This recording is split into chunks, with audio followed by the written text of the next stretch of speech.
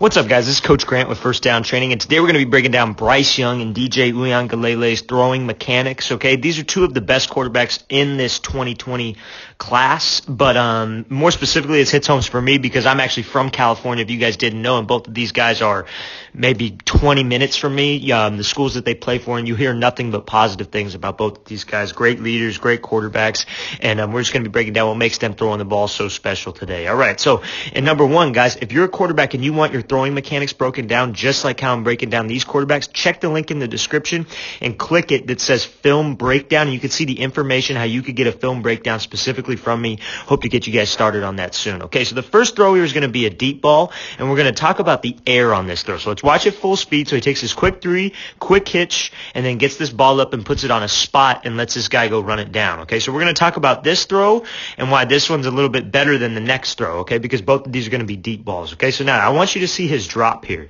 When we're throwing any kind of fade, guys, we don't need to take this big 1, 2, 3 drop, right? It's got to be just a quick drop, 1, 2, 3, and get this hitch up, hitch this way, get my shoulders arced, and get some air on the ball. And that's exactly what Bryce does here. So you see this quick 3, it's just a rhythm 3, 1, 2, 3. Nice quick 3 drop, rhythm hitch. See how his base stays strong, right? He's not the tallest guy in the world, right? But he's still sitting his butt down. He's still got a slight bend to his knees, right?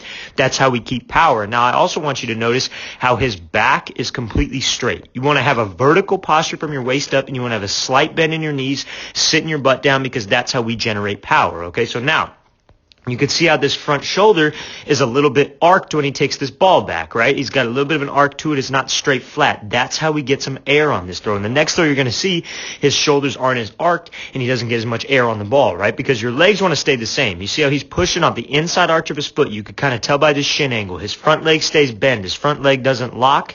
And now he's taking this ball back with his shoulders back, right? We want to get my hip going forward while my shoulders go back. You want to get that separation almost like a coil, because that just swings this ball right off your hands, okay? So you see how he's pushing here, gets that front foot down, and now his back hip is what brings the ball to the 90. He doesn't consciously think about this with his arm.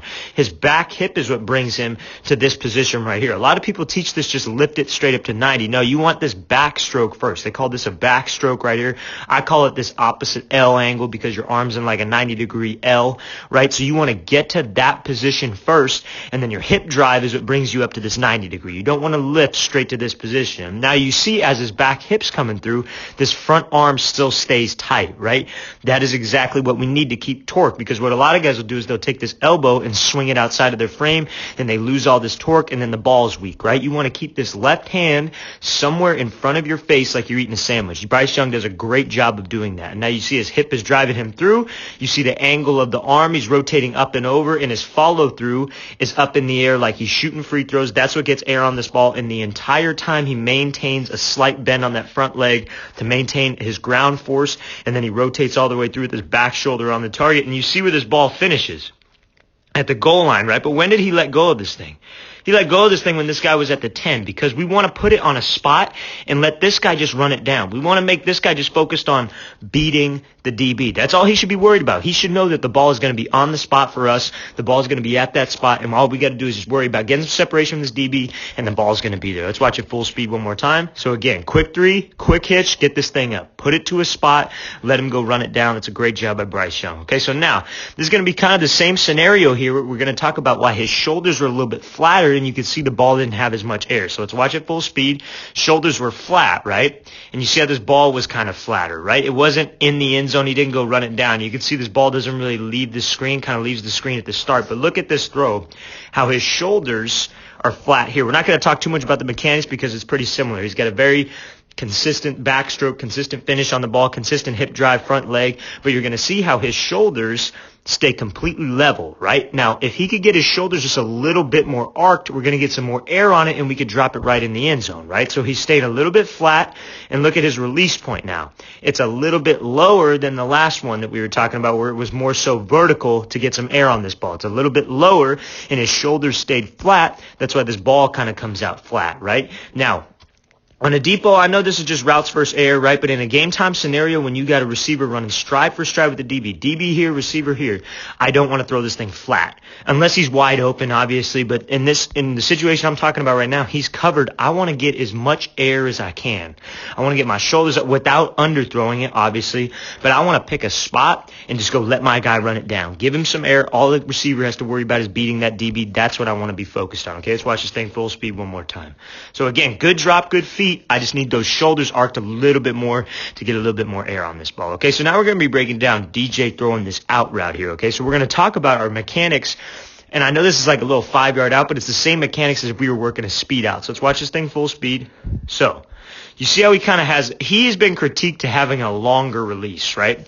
Now, I necessarily think he's going to fix that because at Clemson, because he's going to Clemson, right? Bryce is going to Alabama, if you didn't know, and then DJ's going to Clemson, if you didn't know. Now, Clemson, Trevor Lawrence going into Clemson, he had a very long release, right? And you could see as his progression from high school, you watch high school tape and then you watch tape of him in college, his release is so much quicker. So I know for a fact that his release will get quicker. I know Clemson isn't going to let him just live with a longer release, right? But today we're going to kind of talk about why that release is a little bit longer. But this is probably the most recent film of him throwing, and the release looks much, much quicker. Around the same time, Trevor Lawrence's release started getting quicker, okay, before he started to enter Clemson. So on this drop here, anytime we're throwing an out to my backside, I want to make sure I get my hips in line. So that starts, your first step is rhythm, and your second step is going to almost pivot you, okay? You don't want to take a normal drop with your second step and your toes are facing the sideline. You want to almost pivot your toes at a 45-degree angle, or pivot your foot at a 45-degree angle, because then your third step is going to hook back around. Now your hips are in line and we could just drive, right? But you see how his second step here, so 1, 2, you see how his feet are kind of close together and his hips are still here. I want that second step to pivot, if that makes sense. If it doesn't make sense, leave in the comments and I'll make sure to try to explain it a little bit better. I want his foot to pivot so his third step is forced to hook back around and then his hips are in line with this. Because you see here, when he throws, how long it takes for that front leg to get in the ground. I don't want this front leg to be trying to touch the ground and then it gets in the ground, right? And you see how he kind of pops up with it a little bit with his lower half. Now, he's got a naturally strong arm, right? Naturally strong arm. But I want my legs to get into this throw. So you see how his leg kind of pops up here because it's a little bit longer of a stride, right? I would like that third step to hook back around so we could get as much ground force production as possible, right? Because you hear Drew Brees talk about that all the time. There's a clip of him at the Pro Bowl talking with Kirk Cousins, you guys should look into it, where he's talking about how when he widened his base out, you look over his career, his base got a little bit wider and wider and his release got quicker.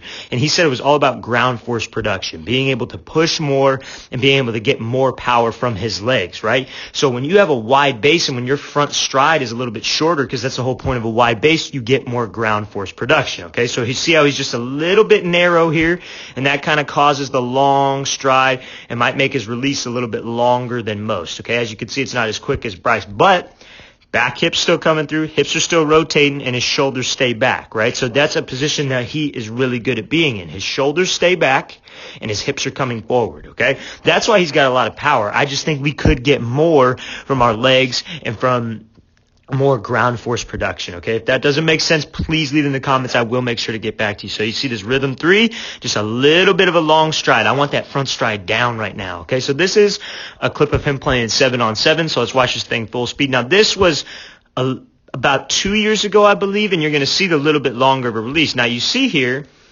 that this is definitely, his most recent clip is definitely improved from this. But we're going to talk about this long release because now, look at his base. Nice and wide, just outside of his shoulders. Your feet want to be just outside of your shoulders, so that's perfect, right? And you see the back leg starts to throw. I'm pushing off this inside arch. I'm getting my front foot down right now. You see, that's good right here. Now, the position that I want to talk about is this opposite equal position because you see when he gets that front foot in the ground, he's opening. I don't want to open like this, and that's what makes this release a little bit longer, right? Because they call it opposite equal. Whatever your left arm's going to do, your right arm's going to follow. So if you're swinging this left out, your right arm's going to be doing the exact same thing, and you see the angle. They call it opposite equal, right? Now, his legs is good all day. His hips are starting to come through, and he's got such a naturally strong arm because he's also just a big human being, right? So he's going to be throwing this thing. It doesn't take a whole lot of effort, right? But once he gets these mechanics tightened up, And he already has, as you've seen it, because in the last clip, he wasn't opening up like he is right now. He was keeping that front shoulder closed like I talk about to get as much torque as you can. He's going to be a huge, huge problem. I think when he gets a chance at Clemson, after he's spent a year of just developing, learning the offense, and working his mechanics, working just everything that goes into the quarterback position, I think he's going to be a Heisman contender early. 100%. Now you see here how this left arm is wide, that right arm stays wide, but what brings him up to that 90? I want you to look at this back hip. His back hip is still taking him through. Back hip still takes him through this throw, and that's what gets him up to that 90-degree angle or thereabouts. But you see how this elbow kind of dips, right?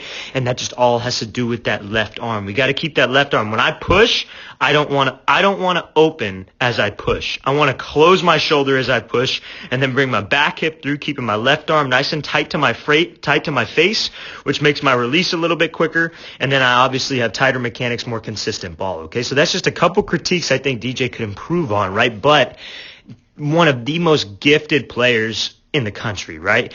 And he's only gotten better and better and better, and he's going to continue to keep getting better because he was a great player with these mechanics, right? Now imagine what he was, and this year showed it. He improved a lot this year as a passer. Imagine what he's going to be like with improved mechanics when he starts getting that front foot down fast, when he starts keeping that ground force production like he's doing. It's just going to be so effortless for him. Let's watch it full speed again one more time. So again, we just want to keep that front shoulder closed. Shoulders closed as your hips come open. All right, guys, I really want to thank you for watching. I really appreciate it. Guys, please leave in the comments any questions you might have. And if you want your film broken down, if you want your throwing mechanics broken down, check out that link in the description that says film breakdown. And I hope to get you guys signed up on my website. I'll see you guys next time.